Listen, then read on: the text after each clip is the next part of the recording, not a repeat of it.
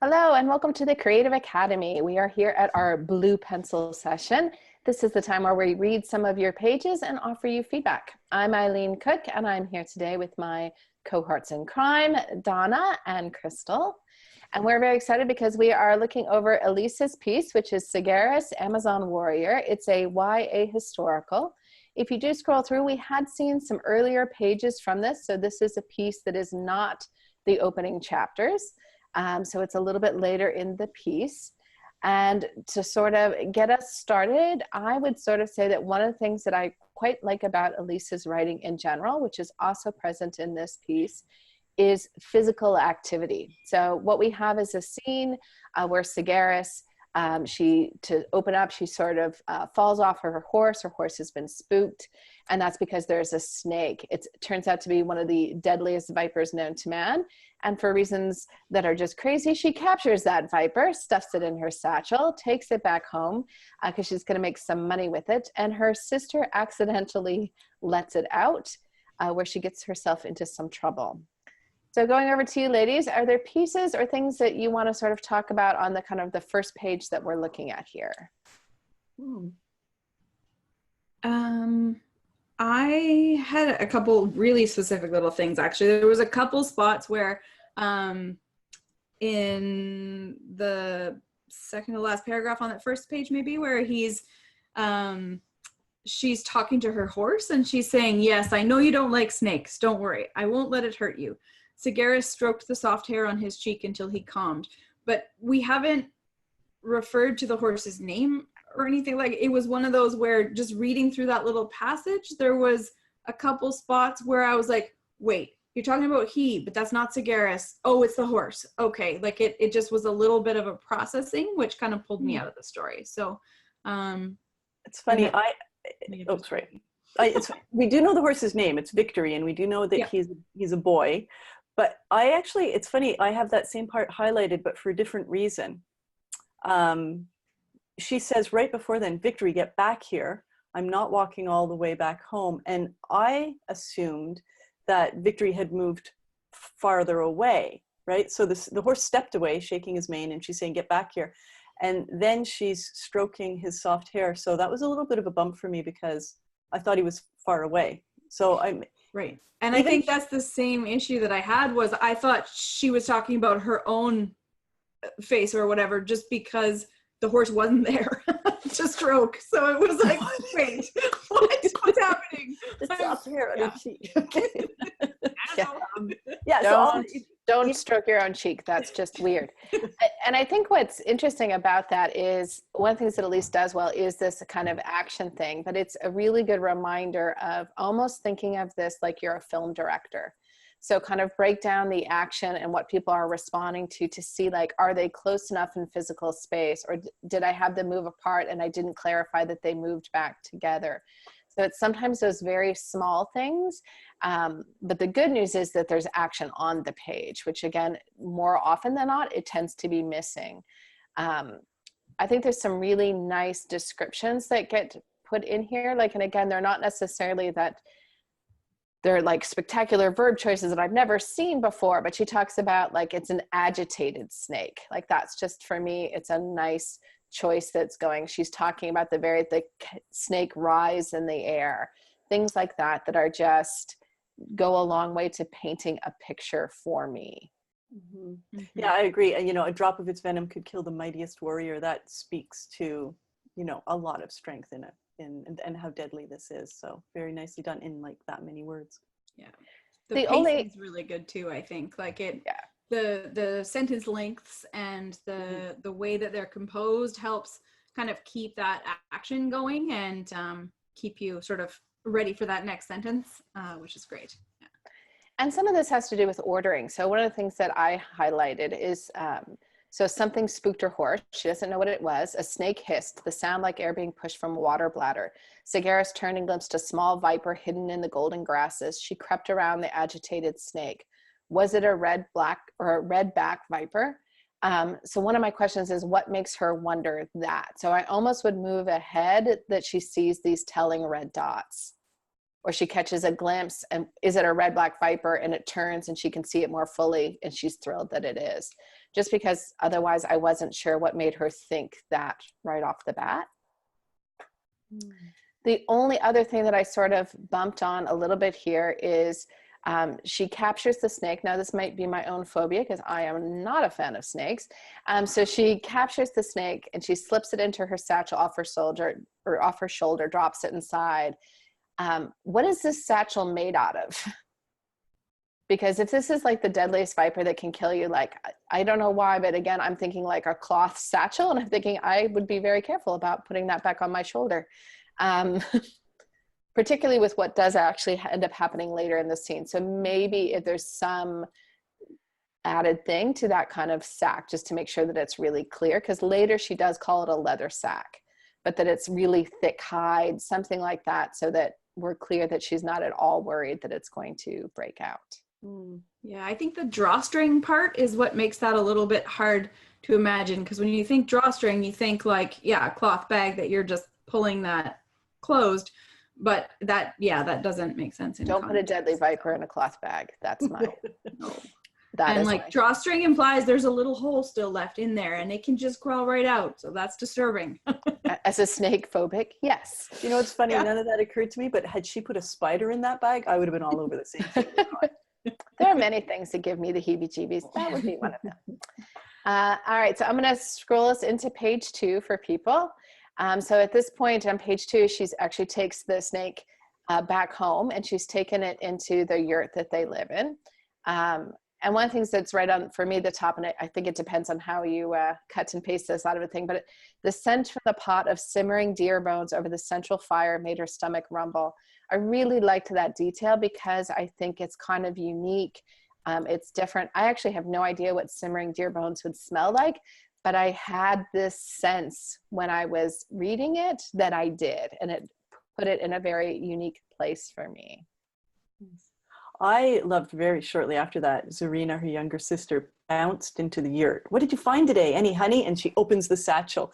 The fact that she bounced in and she's the enthusiasm there is just like, you know, there's not enough time for Zarina to do anything. So I thought that was really nicely done.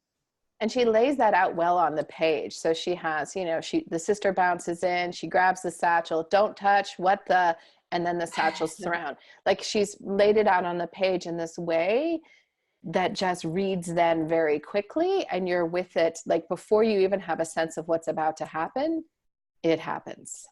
Mm-hmm. Mm-hmm. Yeah. Agreed. Other things here on page 2, it's a really sharp scene. So she ends up getting bitten by the snake. And I like that initially her entire focus is basically trying to capture this snake back, both because I think, one, it's highly risky, and 2, because it is a moneymaker, right? She's actually hoping to be able to basically milk the poison, I think is the term that's used. And, you know, this is her big chance, and it's getting away from it. I also just feel like there's so much about the sisters' relationship that goes unsaid. So I want to give Elissa a call out for not doing like, her younger sister had always been impetuous and quick to act and done things. Why she remembered, and she was just 2 that she did. Like, she doesn't give you any of those flashbacks, but just the interaction between the 2 of you tell you that this is not the first time that Zarina has screwed something up for her older sister. Mm-hmm. So scrolling into page 3, we have a problem, which is Scythia was bitten in the boot by the snake. And so she suddenly realizes that the snake has escaped, that she has been bitten. And in fact, she has a line which says, you're going to have to cut my foot off before the venom spreads. My only thing there is I wanted just one more beat about how she feels. That's a pretty, like, she's actually thinking she's going to have, like, and she seems almost a little flip because she has a line like she hoped if she was ever crippled, she'd at least have a heroic story to tell. Like, she just feels too comfortable with the idea that she's about to have her foot lopped off. But then again, she was calm with the snake and I wasn't either. So maybe it's just me. How about you ladies? Yeah, agreed on that. Like definitely a little bit more time would be good. And the one thing that caught me here was that she's, after she's been bitten by the viper, she says, "Quick, get my Sagaris, it's inside the tent."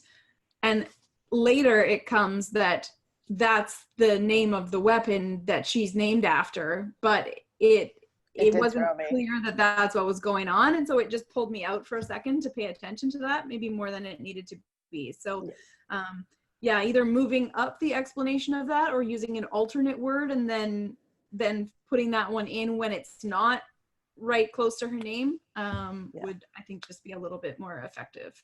Because that's a pretty key bit of action, that she's just been bitten and she's contemplating chopping off her foot, and we're focused on what is that word that's the same as her name instead of the activity that's going on. Yeah, I had that highlighted as well. I actually have, and I really do like the scene, but then there was one thing. Sagaris stopped suddenly feeling lightheaded. Okay, so believes she's been bitten. The snake has bitten her boot. She's lightheaded. She'd been so focused on the loss that she'd forgotten that, I'm assuming she'd been bitten, right? Oh, right, she'd been forgotten, period. She'd been bitten by a deadly viper. And then we find out that there weren't any bite marks. And several lines later, Sagaris let out a breath she hadn't realized she was holding. And now I would buy that she's holding her breath because she's been bitten by a snake. Her foot's been bitten.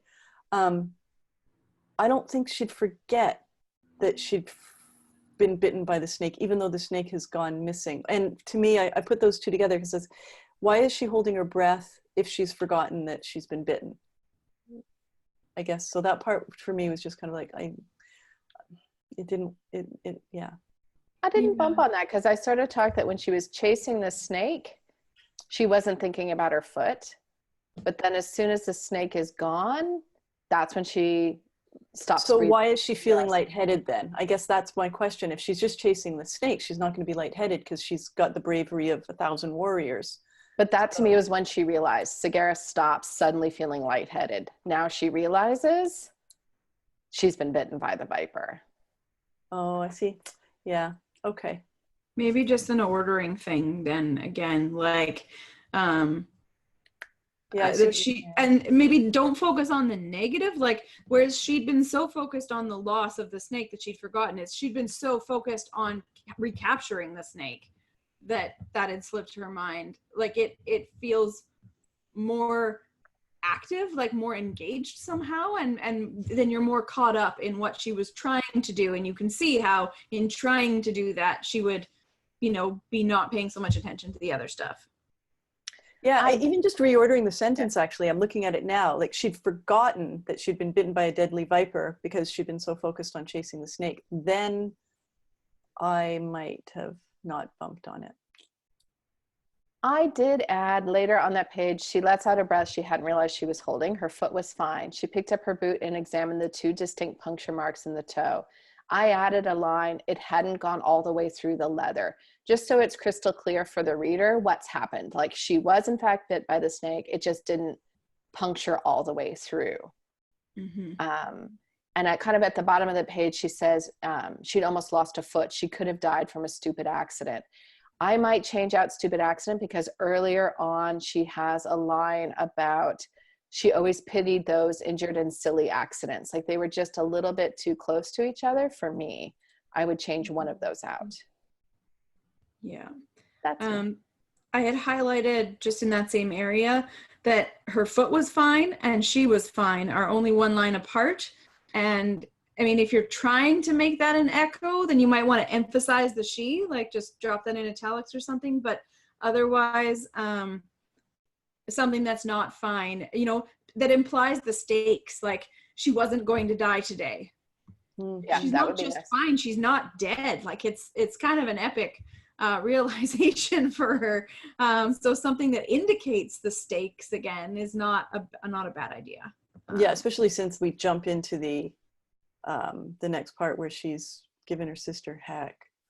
And I really liked the end of this scene where she's giving her sister, basically, she's yelling at her, you're always careless, I'm always the one. And the sister, I felt for her because she's like, it's not fair.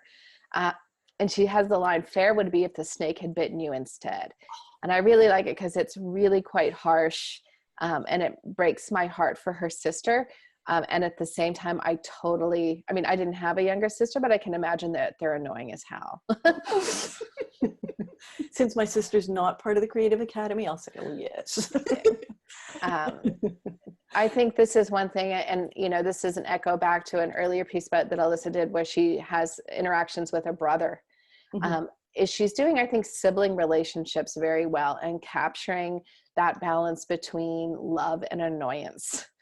And love and having to take care of someone and those kinds of things is a real strength. And again, for me, this is a great example of keep writing. I would keep reading. So that's what I would say. Yeah, I'm really intrigued. Like both of the scenes that you've submitted, Elissa, I'm really engaged by.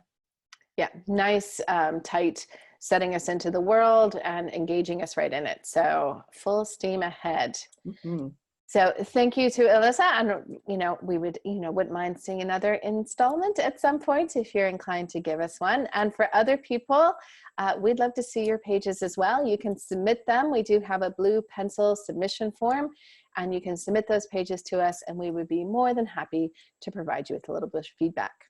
So on behalf of the Creative Academy, we will see you around real soon. Take care, everybody.